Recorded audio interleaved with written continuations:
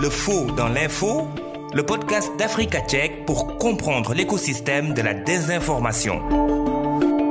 Bienvenue à tous, le faux dans l'info, nouvelle version. Désormais, nous prendrons rendez-vous avec des acteurs, des personnalités impliquées dans la lutte contre la désinformation et la mésinformation. Nous vous impliquerons également, vous, auditeurs de ce podcast, puisque désormais, nous vous donnerons la parole à chaque fois dans cette émission. Bienvenue à tous, nous sommes avec Paul-Joël Kamchang, le secrétaire exécutif d'ADICI Cameroun, l'association pour le développement intégré et la solidarité interactive. Paul-Joël, bonjour. Bonjour Mariama et merci pour cette invitation. Merci de l'avoir accepté. Aujourd'hui, nous allons parler du Forum international de Yaoundé sur la désinformation, forum tenu les 13 et 14 juin 2022. C'est un plaisir de vous avoir avec nous. Alors, dites-nous, quel était l'objectif de ce forum ? L'objectif majeur était justement de rassembler autour d'une même table les acteurs de la chaîne de la production, de la consommation et même les régulateurs de l'information, également les médiateurs, notamment les médias, pour discuter de la question des affres de la désinformation et notamment les enjeux que ce phénomène charrie de par le monde et notamment en Afrique, plus précisément au Cameroun qui connaît quand même plusieurs contextes favorables à la prolifération de la désinformation. Au cours de ce forum, vous étiez le coordinateur technique. Alors, il y a eu énormément d'invités, des journalistes, mais également des personnalités de la société civile. La diplomatie française également était représentée. Pourquoi avoir choisi d'organiser un forum avec des profils aussi différents ? Parce que la question de la désinformation n'intéresse pas que les professionnels des médias ou les consommateurs des informations en ligne, mais toute la chaîne, comme je disais d'entrée, notamment les producteurs de l'information, les institutions, les médiateurs de l'information, notamment les médias, les consommateurs, notamment les organisations de la société civile, sont entre autres des profils intéressants pour discuter du phénomène parce qu'en réalité, les ravages touchent tout le monde et la question de l'information, comme l'a théorisé l'UNESCO, est une question de bien public et donc qui intéresse forcément tout le monde et toutes ces parties prenantes qui, comme vous le savez, travaillent pour une société où règne l'équité, où règne la justice et où les questions de transparence sont de mise. Et c'est pour ça qu'on a pensé qu'il était intéressant d'avoir tous ces acteurs et tous ces profils autour de cette table pour définir ensemble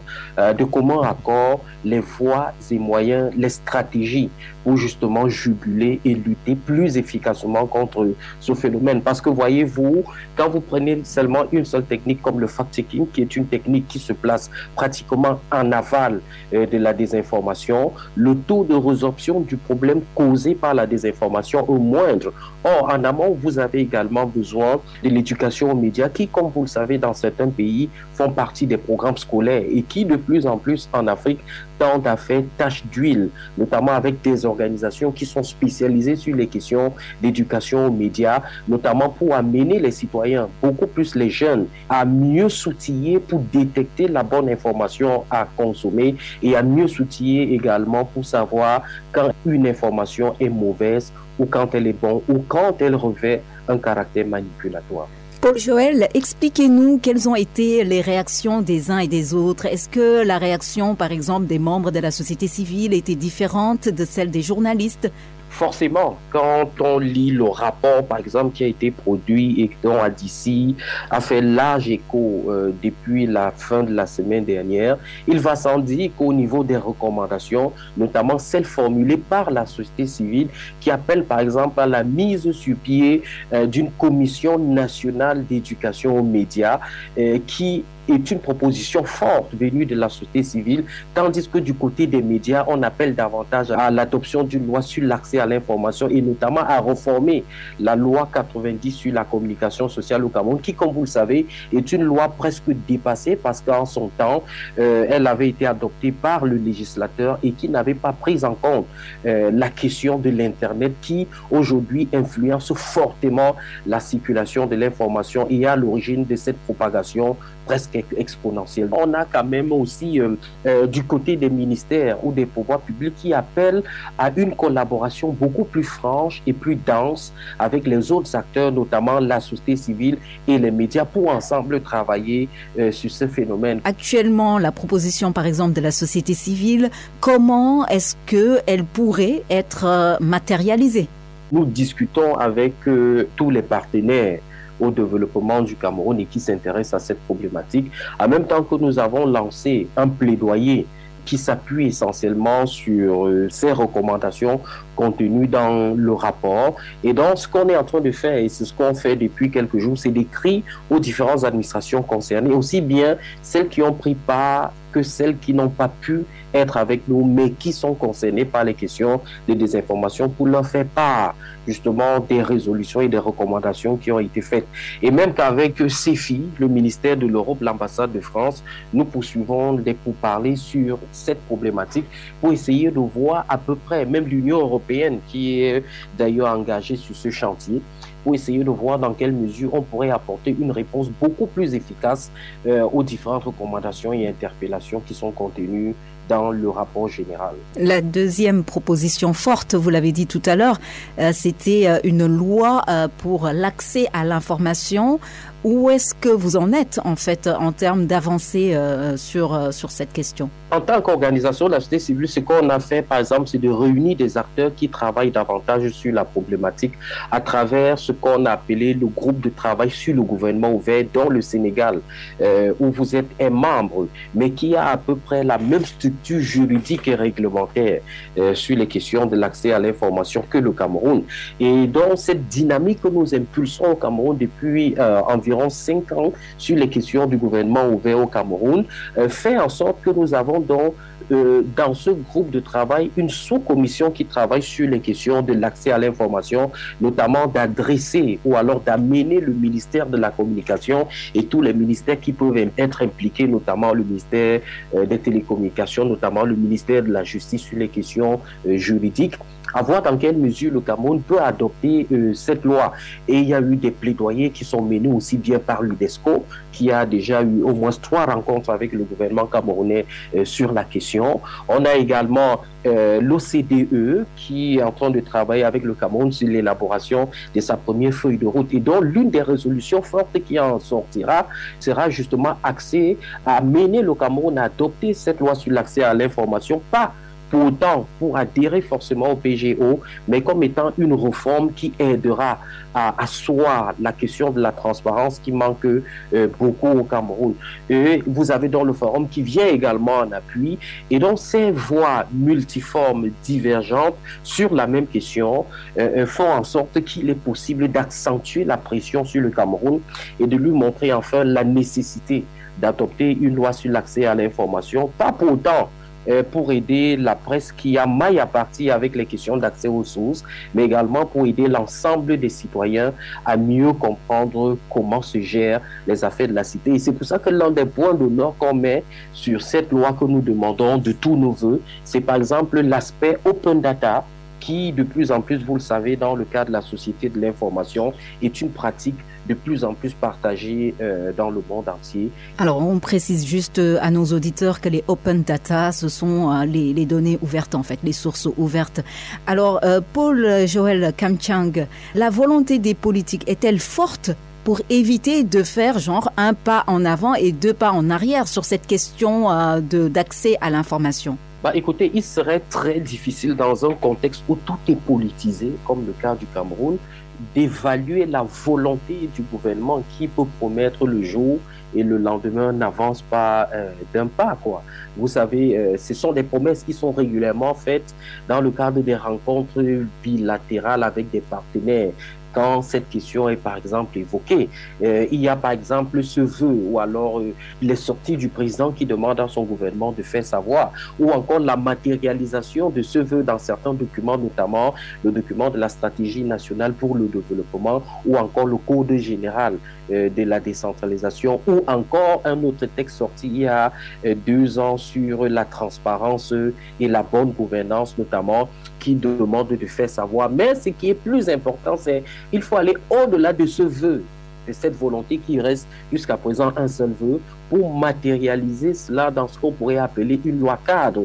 Certes, ce que le gouvernement nous dit souvent, c'est qu'il existe des textes épars, mais pourtant, il faudrait bien qu'on ait soit un code ou une loi avec notamment la dimension contrainte qui doit contraindre justement les producteurs de l'information à mettre cette information à la disposition des citoyens. Parce que jusqu'à présent, la rétention de l'information est le sport favori de nos administrations parce qu'en face, ils n'ont pas de contrainte. Alors si cette contrainte venait à être matérialisée dans le cadre d'une loi, on est convaincu qu'on assisterait progressivement à l'ouverture des données ou à la libéralisation des données publiques ou des données institutionnelles. Et peut-être, pourquoi pas, faire exactement comme la Côte d'Ivoire qui a ce texte, mais en même temps, toute une commission est composée d'acteurs qui évaluent à chaque fois si effectivement cette loi a un effet dans sa dimension intentionnelle. Voilà. Alors, Paul-Joël Kamchang, restez avec nous. On écoute le micro-trottoir réalisé par Asmamar Lo tout de suite.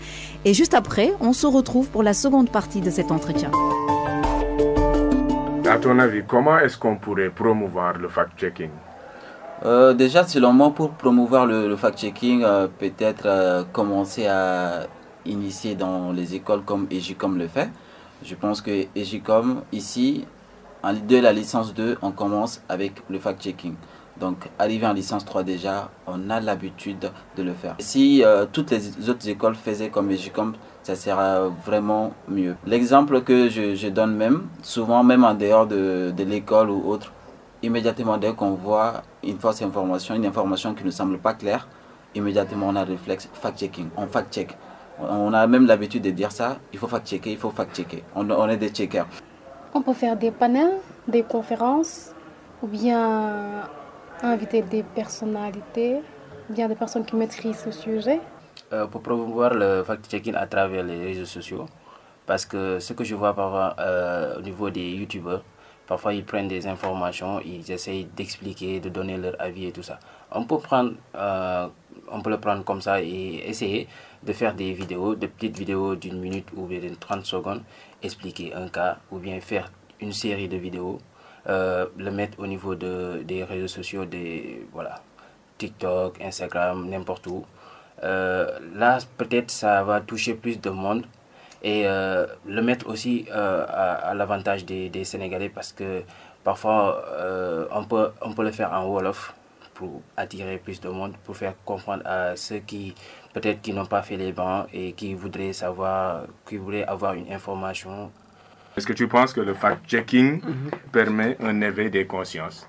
Oui, je crois que oui. Le fact-checking peut vraiment permettre le réveil des consciences. En ce sens où si on considère toutes les informations qui circulent à travers les réseaux sociaux, en tout cas les sources, puisque maintenant, que ce soit expert ou juste simple utilisateur, tout le monde se permet de diffuser, de partager un flot d'informations. Donc le fact-checking, ça permettra d'éclairer la lanterne aux citoyens qui seront mieux outillés pour faire leur choix, par exemple pour des élections.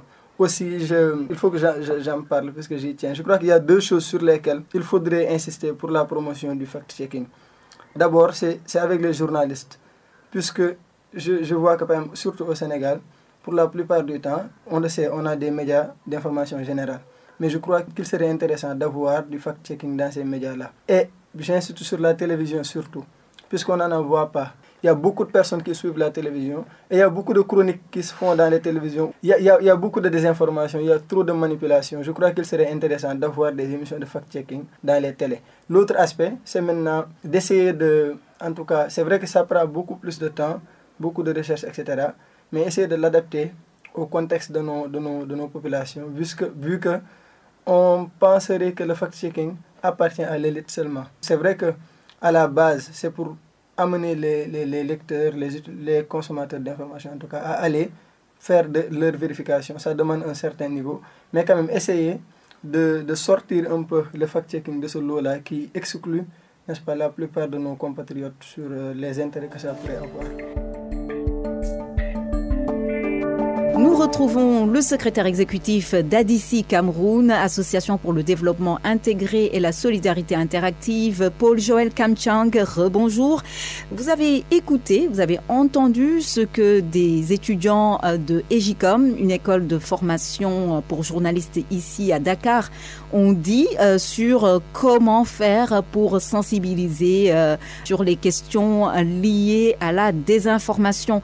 Alors, il y a eu énormément de choses qui sont ressorties. Un des intervenants a suggéré des vidéos et des tutos sur YouTube ou encore TikTok afin de sensibiliser le maximum de personnes. Qu'est-ce que vous en pensez ? Je voudrais commencer déjà par adresser mes chaleureuses salutations aux promoteurs des JICOM, Tidiane, que j'apprécie particulièrement. Pour revenir donc à la question, on a écouté ensemble ce Vox Pop où il y a quand même des idées qui jaillissent, mais là ce sont les étudiants des JICOM qui connaissent ou alors qui ont au moins une idée approximative de ce que c'est que la lutte contre la désinformation. Je ne suis pas sûr que si vous étiez allé ailleurs, dans une autre école, on aurait eu cette même approche ou ce même ressenti comme ces étudiants qui sont au fait des questions de l'information. Pour autant, il faut dire que des idées, ça existe. Il existe une pléthore d'initiatives prises dans ce sens, mais il faudrait peut-être pousser la question un peu plus loin pour dire que malgré toutes ces initiatives, pourquoi la désinformation persiste? Eh bien, tenez-vous tranquille, c'est parce que parfois les gouvernants sont à l'origine de cela, sont derrière tout cela, notamment avec des cabinets noirs. Et comme on l'a pensé dans le cadre du Forum international de Yaoundé sur la désinformation, les questions de lutte contre la désinformation sont des questions synergiques, sont des luttes d'équipe, des luttes coordonnées. Ça ne devrait pas être des luttes tout à fait isolées. C'est transversal, comme on peut le résumer. Alors, pour en revenir au Vox Pop en tant que tel, la proposition d'avoir des tutoriels sur YouTube ou en tout cas d'avoir une présence sur TikTok, est-ce que ça peut être une bonne idée ? Oui, ça peut être une bonne idée dans la mesure où il faut que tous ces paramètres soient rassemblés. C'est-à-dire, si vous prenez le cas d'Africa Check, par exemple, qui est en ligne, est-ce que l'action de Africa Check suffit pour reculer la désinformation? Je ne pense pas. C'est qu'Africa Check aurait fermé, puisqu'Africa Check ne travaille que sur la désinformation, entre autres. C'est simplement pour dire qu'en réalité, il y a beaucoup de choses qu'il faut pouvoir maîtriser ou comprendre pour pouvoir évoluer. C'est un peu comme un grand marché. C'est-à-dire, pendant qu'on casse ceux qui sont mal installés, d'autres qui sont en plein marché continuent leurs activités et évoluent sans pour autant avoir peur, ou alors ceux qui servent certains intérêts continuent justement à les servir sans pour autant avoir des représailles ou la peur du gendarme. Un des intervenants avait parlé de l'importance de la formation. D'ailleurs, Africa Check également est présent pour la formation des étudiants. Mais est-ce qu'il faut limiter cette formation aux étudiants qui sont dans le domaine du journalisme ou est-ce qu'il faudrait l'élargir à d'autres étudiants ? Il faut l'élargir complètement à d'autres étudiants, notamment aux journalistes de communication institutionnelle, parce que de plus en plus, on tend à réfléchir sur comment est-ce qu'on anticipe sur la désinformation. Et ça fait partie, par exemple, des discussions qu'on a de temps en temps avec Facebook pour leur dire, par exemple, que la visite du président Macron, pour prendre cet exemple, est par exemple un contexte qui peut prévoir la stratégie qu'il faut adopter pour lutter contre la désinformation, parce que forcément, avec la question du sentiment anti-français qui monte, il y aura donc des attaques qui pilulent ou alors des attaques qui sont un peu plus grandissantes sur les réseaux sociaux. Et donc, il y a une façon d'anticiper, par exemple, en identifiant les acteurs qui sont des multirécidivistes sur la toile. Mais il ne faudrait pas oublier qu'il y a aussi d'autres acteurs très importants, notamment les acteurs politiques qui sont des spécialistes de la propagande. Et les discours de haine ou alors les fausses nouvelles se nourrissent beaucoup de la propagande, parce que dans la propagande, ce qu'on essaye de faire, c'est la manipulation des consciences. Il y a également même le personnel institutionnel. Vous savez que nos institutions publiques, de par leur existence et leur fonctionnement, fabriquent de l'information à chaque minute. C'est pour ça qu'on estime qu'il y a environ 95 000 gigas de données qui sont produites dans le monde. Donc vous vous imaginez un peu s'il faut repartir ça par pays, et peut-être que le Cameroun n'est même pas pris en compte dans cette déduction-là. Pour revenir à ce que les étudiants de EJICOM nous disaient dans le micro-trottoir réalisé par Asmo Marlowe, que nous remercions au passage. Alors, il y a eu aussi d'autres suggestions, comme le fait de sensibiliser sur la désinformation en s'appuyant sur les langues nationales. sont-elles importantes dans cette promotion du fact-checking, dans cette promotion de la vérification des faits? Absolument, c'est très important parce que je vous prends un cas de figure. Parfois, quand vous allez dans les villages, votre grand-mère affirme quelque chose.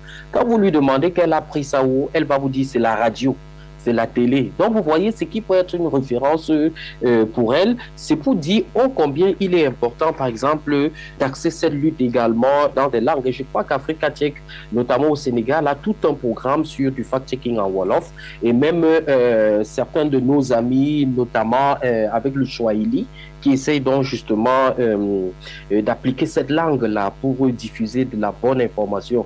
Il va sans dire qu'autant il faut des acteurs plurisectoriels, autant il faut des langues d'un peu partout. Mais vous savez, par essence, le fact-checking a un très fort volet pédagogique. C'est aussi quelque chose qu'il faudrait toujours retenir et maintenir lorsque pour des journalistes, il faut le faire.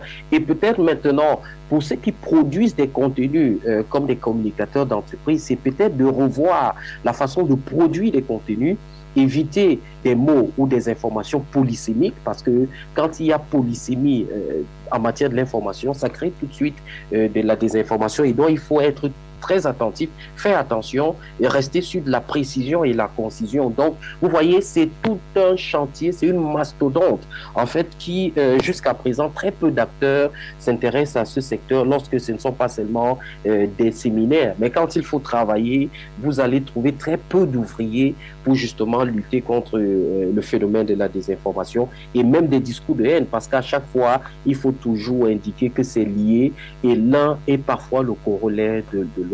Et comment expliquer le fait qu'il n'y a pas d'émissions télé sur le fact-checking? On en trouve ailleurs, hein, mais en Afrique francophone, on n'en voit pas. Comment l'expliquer? Ça va du fait, par exemple, que le fact-checking est trop exigeant. Les émissions de télé sur le fact-checking, j'avoue, c'est un peu lourd. Et donc, du coup, par essence, on n'a pas cette culture du travail, du jusqu'au-boutisme dans ce qu'on fait. On aime faire ce qui donne, qui produit des résultats là. Donc, ça peut être aussi ça le problème. Donc, pour autant, ce sont des efforts qui doivent être faits. On doit construire, on doit convaincre ces différents acteurs de la nécessité de le faire, parce que une chose, c'est d'être d'accord de le faire. L'autre, c'est de convaincre des journalistes ou même des patrons de médias qui ne comprennent toujours pas la nécessité de faire du fact-checking dans leurs médias tant que ça ne rapporte pas de l'argent pour les aider à venir à bout de certaines charges. Donc, c'est un très gros chantier. Merci beaucoup. C'était un grand plaisir de vous avoir avec nous dans ce podcast Le Faux dans l'info produit par Africa Tchèque. Paul-Joël Kamchang, vous êtes le secrétaire exécutif d'ADICI Cameroun, l'association pour le développement intégré et la solidarité interactive. Merci énormément. C'est moi qui vous dis merci, Maria, pour cet autre rendez-vous, et merci encore de les relayer, ne serait-ce que les résolutions phares qui ont été prises dans le cadre de ce forum international Yaoundé sur la désinformation. Bonne chance en tout cas à vous. Maria Mathiam devant ce micro pour la réalisation et la présentation de ce podcast. Merci beaucoup au CESTI, École de formation en journalisme ici au Sénégal, à Dakar précisément, qui nous a permis d'utiliser ces studios afin de produire ce podcast. Merci également à Africa Tchèque et puis à Asma Marlo qui a réalisé le micro-trottoir. Merci à tous. Fin de ce podcast produit par Africa Tchèque et réalisé par Maria Mathiam. Merci à vous qui l'avez suivi. Prochain rendez-vous le mois prochain. D'ici là, doutez et vérifiez toute information pour éviter de tomber dans les filets de la désinformation. À bientôt!